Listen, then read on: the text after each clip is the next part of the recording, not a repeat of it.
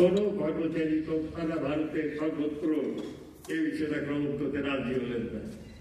একটা প্রধান একটা আমাদের কাছে অভিজ্ঞতা হলো যে এআইআই এর প্রতি আমাদের সাধারণ কর্মচারীদের সমর্থন কতটা সেটা আমরা বুঝলাম। এবং তারপরে আমাদের আন্দোলন চলতে লাগবে, সাধারণভাবে মিটিং মিছিল ইত্যাদিগুলো। এবং আমাদের সম্ভবত অক্টোবর মাসে সেপ্টেম্বর মাসে গেল, এবং আমি ঠিক তারিখটা মনে করতে পারছি না, কয়েক 2-3 মাস কথা পরে কলকাতাতে যে জেনারেল কাউন্সিল মিটিং হলো, সেই জেনারেল কাউন্সিল মিটিং পর্যন্ত দেখা গেল রজনী পাটিল এলেন, কিন্তু তিনি বললেন যে এখনো পর্যন্ত দিল্লির কোনো সাড়া আমি পাইনি। তখন আমরা বললাম এই ঠিক আছে, আপনি চেষ্টা করুন, আমরা কিন্তু আন্দোলন চালিয়ে যাব। এবং সেখানে সিদ্ধান্ত হলো যদি এর মধ্যে কোন রকম সিদ্ধান্ত না হয়, আমাদের 5 ডিসেম্বর 1956 আমরা স্ট্রাইক আসতে যাব। এই প্রথম আমরা সাধারণভাবে সারা ভারত জুড়ে স্ট্রাইকের সিদ্ধান্ত আমরা গ্রহণ করলাম। এবং তারপর থেকে আন্দোলন শুরু হলো সর্বত্র। এবং সেই আন্দোলনের এমন একটা প্রভাব সেখানে হলো যে প্রতিদিন খবরের কাগজে আমাদের খবর বেরোতে লাগলো যে কর্মচারীদের এখানে লড়াই হচ্ছে ইত্যাদি। এবং এই প্রসঙ্গে আর একটা কথা বলি, সেই সুবাদে অল ইন্ডিয়া ট্রেড ইউনিয়ন কংগ্রেসের জয়েন্ট সেক্রেটারি নেতা ছিলেন ইন্দ্রজিৎ গুপ্ত। ইন্দ্রজিৎ গুপ্ত তখন থাকতেন মালিগঞ্জে। তিনি প্রতিদিন দুপুরবেলা ট্রামে করে এই এসপ্ল্যানেডে এসে নেমে এখান থেকে হেঁটে যেতেন বউবাজার স্ট্রিটে, যেখানে টিউসির অফিস, সেই অফিসে তিনি তখন পার হতে চান যে প্রত্যেক দিনই তিনি বলছেন আমাদের ডেকে বলুন কি তোমাদের ব্যাপার, প্রতিদিন এভাবে এভাবে আন্দোলন করছে ব্যাপার।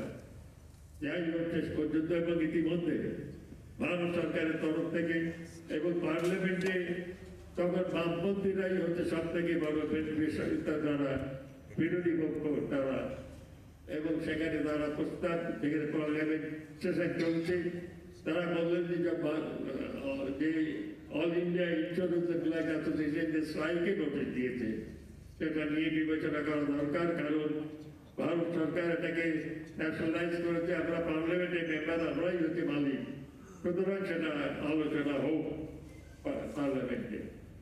তার জবাবে কি চিকিৎসা না জানি তখন ফাইন্যান্স মিনিস্টার তিনি বললেন যে আমাদের যে আসল যে সেখানকার কর্মচারীদের ইউনিয়ন লাইফ অ্যাসোসিয়েশন তারা লিখিতভাবে বলেছে যে কমিউনিস্টের যে অর্গানাইজেশন এআইআইএ তার কথা কেউ শুনবে না এবং আমাদের আমরা স্ট্রাইকের রাস্তা নেই। এবং শেষ পর্যন্ত বললেন যদি সত্যিই তোমাদের স্ট্রাইক হয় তাহলে তারপর বিবেচনা করা যাবে, আমরা আলোচনা করতে পারবো। এবং দেখা গেল 5 ডিসেম্বর সর্বত্র সমস্ত কর্মচারী এই স্ট্রাইকে অংশগ্রহণ করেছেন। এমনকি বোম্বের যে হেডকোয়ার্টার এলআইসি তখন ছিল ওরিয়েন্টাল বিল্ডিং এ, সেখানকার যে 2জন ম্যানেজিং ডাইরেক্টর ছিলেন তারা হেঁটে তাদের উঠতে হলো 4 তলা পর্যন্ত, কারো লিফট ভ্যান নেই। কলকাতাতে যে জোনাল ম্যানেজার এসডিসি নেওয়াছেন তাকে হেঁটে উঠতে হলো। এবং তারা সেটা বোঝা গেল তারপর দিন কাগজে যে সর্বত্র যেভাবে ধর্মঘট হয়েছে তার কোনো তুলনা হয় না। এবং এরপরে এমপিরা বললেন তখন ইস্তফাচারীকে যে কেন তুমি যে বলেছিলে যা দিয়েছে কর্মচারীরা খুশি এবং তোমরা সেটা গ্রহণ করবে এবং সেখানে কোনো স্ট্রাইক হবে না, এইটি হলো কি হবে। সব দলের লোকেরা তারা সেখানে বললেন যে চিকিৎসাচারী বললেন ঠিক আছে, আমি পার্লামেন্টে 2 ঘন্টার আলোচনার জন্য আমি রাজি আছি। কোথায় 17 কি 18 ডিসেম্বর সেই দিনটা ঠিক হল। তখন পার্লামেন্টে ভিজিটার্স গ্যালারিতে ঢোকা অত কঠিন ছিল। একজন এমপি তিনি 4-5টা করে কাটতে দিতে পারতেন। আমরা সেখানে ঘোষণা করলাম যে দিল্লি এবং আশেপাশের যে সমস্ত এলআইসির অফিস আছে সেখানকার কর্মচারীরা তারা দিল্লি আসুন এবং তারা ভিজিটার্স গ্যালারিতে বসে ডিবেটটা শুনুন। এবং সেই ডিবেটে প্রত্যেকেই সেখানে বললেন টিটি কৃষ্ণাচার্যকে যে আপনি এদের সঙ্গে ডাকুন, কথা বলুন, আপনাদের যে দিয়েছেন সার্ভিস কমিশন সেটাকে প্রত্যাহার করুন। এবং সেই মিটিংয়ে সাধন গুপ্ত ছিলেন হিন্দুস্তান ফেডারেশন কর্মচারীদের প্রেসিডেন্ট। তিনি যে অদ্ভুত একটা বক্তৃতা করেছিলেন, সে বক্তব্য আর আমি করে শুনিনি। এবং সেই বক্তব্যের পরে যখন জবাব দিতে উঠলেন টিটি কৃষ্ণাচার্য, তিনি বলছেন এই যে সাধন গুপ্ত কিছু দেখবেন না তো, কারণ তিনি দেখতে পান না, তিনি অন্ধ, তিনি কি করে দেন। এবং সঙ্গে সঙ্গে দেখা গেল অপোজিশনের সকলে সিএন মুখার্জি, একে গোপালন বা এরা সকলে উঠে দাঁড়িয়ে প্রতিবাদ করলেন সাধন গুপ্ত চোখে দেখেন না, অন্ধ, সেটা নিয়ে ব্যঙ্গ করার কি আছে সেখানে। আমরা দেখলাম যে হিরো এগিয়ে এলেন, মাইকের কাছে এসে বললেন আমি দুঃখিত এই কথা বলার জন্য, এবং আমি স্পিকারকে অনুরোধ করছি যেন এটা প্রসেসিং থেকে এই কথাটা বাদ দেওয়া হয়। এবং তারপরে আবার তো নতুন করে সেখানে আলাপ আলোচনা শুরু হলো মে মাসে 57-এ, এবং শেষ পর্যন্ত ইন্টারিম সেটেলমেন্ট হলো। এবং যার কস্টিং, প্রথম তার যে কস্টিং তারা বলেছিলেন, তার ব্যালেন্স শিটে প্রথম ব্যালেন্স শিটে বেরিয়েছিল যে 15 লক্ষ টাকা সেখানে অতিরিক্ত লাগবে, যে প্রথম যে অফার দিয়েছিলেন সেটা। এবং পরবর্তীকালে যে এগ্রিমেন্ট হলো আমাদের ইন্টারিম সেটেলমেন্ট, সেটার ভ্যালু হচ্ছে 75 লাখ টাকা, অর্থাৎ 5 গুণ সেখানে বলল। এবং আমাদের মধ্যে অত্যন্ত উৎসাহ সেখানে হলো যে আমরা সেটা সেই পরিচয় আবার নতুন করে পেলাম। কিন্তু যারা পেলাম না সেটা হচ্ছে এই বোনাস। তারা বললেন যে বোনাস পাবলিক সেক্টরে হয় না, তোমাদের বোনাস দেওয়া যাবে না। আমরা সাময়িকভাবে আমরা মেনে নিলাম সেই অবস্থাটা। এবং আমাদের তারপরেই হলো চেন্নাইতে ডিসেম্বরে এসে আমাদের অল ইন্ডিয়া কনফারেন্স হলো। সেই অল ইন্ডিয়া কনফারেন্স থেকে এই সিদ্ধান্ত হলো এই যে বোনাসের দাবি আমরা ছাড়তে পারি না। আমরা এতদিন ধরে বোনাস পেয়ে আসছি, আজকে পাবলিক সেক্টর হয়েছে বলে আমরা বোনাস পাবো না, করতে পারবো না। বোনাস পাওয়ার আন্দোলন শুরু হলো। এবং সে আন্দোলন এমন একটা অবস্থা দাঁড়ালো যে এমনকি সেই সময়কার যারা ট্রেড ইউনিয়নের নেতা কমরেড এসে দাঙ্গে, তিনি তখন সংযুক্ত মহারাষ্ট্র সমিতির অধীনে বোম্বে মিউনিসিপ্যালিটি সেই সংযুক্ত মহারাষ্ট্র সমিতির হাতে আছে, পুনা মিউনিসিপ্যালিটি তার দখল করেছেন। তিনি আমাদের ডেকে বললেন এখানকার কর্মচারীরা যদি বলে আমাকে বোনাস দিতে হবে, আমি কি দেবো? আমি দেবো না। সুতরাং তোমাদের পাথরে মাথা করতে করবো না, তোমরা অন্য দাবি তোমরা করো, তোমরা এটা ছেড়ে দাও, এটা আমরা ছাড়তে পারবি। এবং শেষ পর্যন্ত আপনারা জানেন যে আমরা 1.5 মাসের বোনাস আমরা পেলাম। এবং শুধুমাত্র আমরা পেলাম তাই নয়, রাস্তা খুলে গেল তার পরবর্তীকালে অন্য সকলে সেখানে পেতে আরম্ভ করলো। সুতরাং একটা অসম্ভব সম্ভব আমরা করতে পেরেছিলাম সেই। এবং তারপরে হলো আরো আছে কথা, সেটা কি? সেটা হচ্ছে যে আমাদের সেই সময়তে আমাদের ডিএনএ চালান ছিল মাত্র ফিক্সড 45 টাকা, এবং বেসিক স্যালারি যদি 50 টাকা বাড়ে তাহলে আর 5 টাকা করে বাড়বে। অর্থাৎ সেন্ট্রাল গভর্নমেন্ট কর্মচারীদের যে সুযোগ সুবিধা সেইটাই আমাদের চাপিয়ে দেওয়া হয়েছে। আমরা সেখানে দাবি করলাম যে আমাদের এখানে কনজিউমার প্রাইস ইন্ডেক্সের সঙ্গে দিয়ে লিঙ্ক করতে হবে। তখনকার চেয়ারম্যান হয়ে এসেছিলেন পি.এ. গোপাল কৃষ্ণন, তিনি ইউপির চিফ সেক্রেটারি ছিলেন। তিনি কেমব্রিজের একটা দাম করা ছাত্র সেখানে ছিলেন। তিনি বললেন যে বোনাস আমাদের হয় না, তোমার ডিএনএ তাহলে তো হবে না, তোমার পাবে না তোমরা। কেন? তিনি বলছেন যে তোমাদের যে কনজিউমার প্রাইস ইন্ডেক্স, সেই কনজিউমার প্রাইস ইন্ডেক্স তৈরি করতে গেলে প্রথম দরকার হচ্ছে যে জিনিসপত্রের দরদাম। সেখানে ফুড গ্রেনসের যে ওয়েটেজ, যে ওয়েটেজ 50%। ভারত সরকার আমেরিকার সঙ্গে চুক্তি করেছে PL 480, সেই অনুসারে আমাদের যত দরকার আমাদের ফুড গ্রেনসের সমস্ত কারণে সবই যদি আমাদের অর্ধেক আমাদের থাকে, তাহলে তো কনজিউমার পাওয়ার কিছু নেই। তখন আমরা পাল্টা প্রশ্ন করলাম, তোমাদের যদি এইটাই যদি ধারণা হয়ে থাকে যে কোনো রকম এটা কাগজে কোনো দরকার সত্যিকারের কোনো সুবিধা হবে না, 300,000 কনজিউমার যদি বাড়বে না, তাহলে রাজি হতে অসুবিধে কথা। এবং তারা শেষ পর্যন্ত রাজি হলেন যে 1960 বেস ইয়ারকে ধরে সেই সময় ছিল 125 126 পয়েন্ট তাদের ছিল, এবং সেই হিসেবে আমাদের 75% মানে 19.5% পেল ক্লাস 3 এমপ্লয়িরা, ক্লাস 4 এর ক্ষেত্রে 26%। সেই বোনাস আমরা ডিএনএ আমরা পেলাম। এই করে এক এক করে সমস্ত রকম দায়িত্ব, এবং তারপরে আমাদের সরকার আমরা দেখেছি অটোমেশন বিরোধী আন্দোলন, অন্য সমস্ত আন্দোলন, সমস্ত আন্দোলনই আস্তে আস্তে আমরা জিতে এগিয়ে আমরা এলাম সেই আন্দোলন। এবং তারপরে হলো যে বোনাস 1974-এ স্ট্রাইক, এবং সেখানে অনেকগুলো 6টা ডিভিশনে লক আউট ঘোষণা করা হয়েছিল, 2000-এর মতো চার্জশিট সেখানে ছিল। সেটাকে পরাজিত করে আমরা 1974 24শে জানুয়ারি আমরা এগ্রিমেন্ট করলাম আন্ডার ইন্ডাস্ট্রিয়াল ডিসপিউট অ্যাক্ট, সেখানে 15% বোনাস আমাদের পাওয়ার অধিকার আমরা পেলাম। এবং সেই সময়তে ঠিক হলো যে 5টা বা 6টা ডিভিশন যেখানে লক আউট করা হয়েছে, সেই লক আউটগুলো তালা খোলার দায়িত্বটা AIIM কে দেওয়া হলো।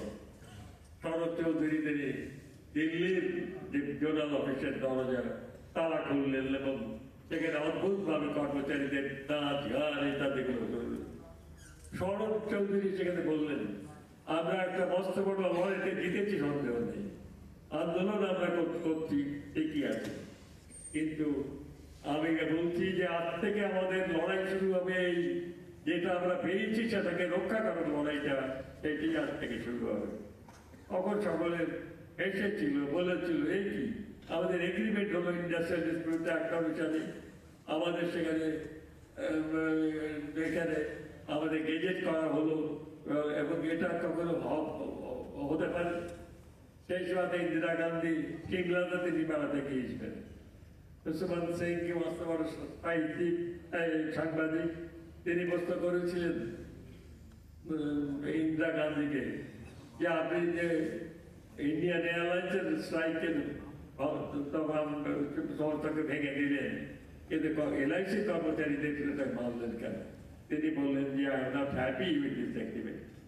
এবং তারপরে তারা আশা গেল যে আমাদের বোনাসের যে 1.5 মাসের যে বোনাস, যে 15% বোনাসের যে টাকা, যে দাবিটা আর দেওয়া হবে না, এবং আমাদের 20% যে বোনাস পাওয়ার কথা সেটা আমাদের বন্ধ করে দেওয়া হলো। এবং সেই সময়তে কিন্তু ইন্টারনাল ইমার্জেন্সি চলছে, আমাদের এখানে কনস্টিটিউশনের সমস্ত অধিকার সেখানে দিয়ে দেওয়া হয়েছে। তার মধ্যে আমাদের ভৌমিক খুঁজে বের করলো, নাহলে 29 আর্টিকেল 29F একটা ধারা আছে, সেখানে বলা আছে যে সেখানে যে ফান্ডামেন্টাল রাইটের মধ্যে যে প্রপার্টি, যেটা এই প্রপার্টি যদি দিতে হয় তাহলে সেখানে তাকে দিতে হবে, সেখানে কম্পেনসেশন দিতে হবে। এবং ভৌমিক সেই আমাদের লয়ার সোমনাথ চ্যাটার্জি, প্রণব চ্যাটার্জি প্রভৃতি সকলের কাছে গিয়ে বললেন এই ধারা আপনার প্রয়োগ করুন, আমাদের বোনাস হচ্ছে প্রপার্টি, সুতরাং আমরা করতে।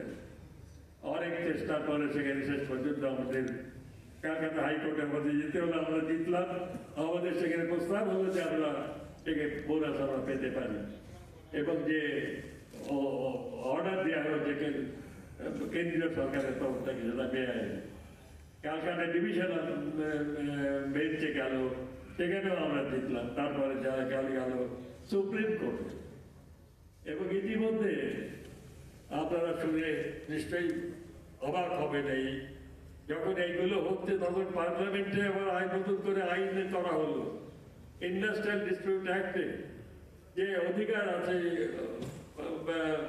LIC কর্মচারীদের, সেই অধিকারগুলোকে কেড়ে নেওয়া হলো, বলা হলো এই সমস্তটাই এখন ভারত সরকারের কাছে চলে গেল। সেখানে এলআইসি চেয়ারম্যানের কোনো অধিকার থাকলো না, কর্মচারীদের কোনো অধিকার সেখানে থাকলো না। এবং এইটা প্রয়োগ করে তারা বললেন যে সুতরাং বোনাস দিলে নেওয়া হয়েছে সেটা সম্পূর্ণ আইনসঙ্গত হবে। তার বিরুদ্ধে যে আইন আমাদের সুপ্রিম কোর্টে আমরা গেলাম এবং শুনলাম, হয়তো আপনারা অবাক হবে নেই, সেই সর্বপ্রথম আমাদের দাবি নিয়ে একটা কনস্টিটিউশন বেঞ্চ 7টা জাজের নিয়ে জাস্টিস বেগ চিফ মিনিস্টার এবং সেখানে সিদ্ধান্ত হলো সেই জাজের যে লাইফ ইন্স্যুরেন্স কর্পোরেশন বা ভারত সরকারের এটা নতুন করে সেটা চালু হতে পারে, কিন্তু এই বোনাস যে এগ্রিমেন্টের যে টাকা সে টাকাটা দেওয়ার অধিকার কিছুতেই থেকে দিয়ে নেওয়া যায় না এবং তাদের দিয়ে দিতে হবে কর্মচারী। আমরা 5 বছরের বোনাস একসাথে পাওয়ার অধিকার পাওয়ার করলাম, কিন্তু লাইফ ইন্স্যুরেন্স কর্পোরেশন দিতে রাজি হলো না। সেই জন্য আবার আমাদের ধর্মঘটে যেতে হলো, 20 দিন ধর্মঘট হয়, 14 দিনের ধর্মঘট আমাদের হলো এবং তারপরে সেটা দেওয়া হলো এবং সেখানে আমাদের মাইনে কেটে নেওয়া হলো 14 দিনের। বলা হলো এই নো আর নো পে, কিন্তু আমরা সেখানে তার বিরুদ্ধেও আমরা সুপ্রিম কোর্টে বললাম যে জাস্টিফাইড স্ট্রাইক, আমরা নোটিশ দিয়ে জাস্টিফাইড স্ট্রাইক করেছি, সুতরাং এখানে কাটা যায় না মাইনে। এবং সেখানেও আমরা জিতলাম এবং সেখানে হলো যে আমাদের মাইনে ফেরত দিতে হবে এবং 10% 12% ইন্টারেস্ট সহ এই টাকা ফেরত দিতে হবে। এই করে আমরা প্রতিটি ক্ষেত্রে আন্দোলনের ক্ষেত্রে হোক এবং তারপরে অটোমেশনের আন্দোলন আপনারা জানেন, সরকারে পড়েছেন এবং ইত্যাদি করে যতগুলো হয়েছে সমস্তগুলোই আমরা এক করে আমরা জিতেছি। সেই সময় একটা মজার কথা শুধু আমি বললে যাই, যখন এই 24শে জানুয়ারি ডিসেম্বর তারিখে আমরা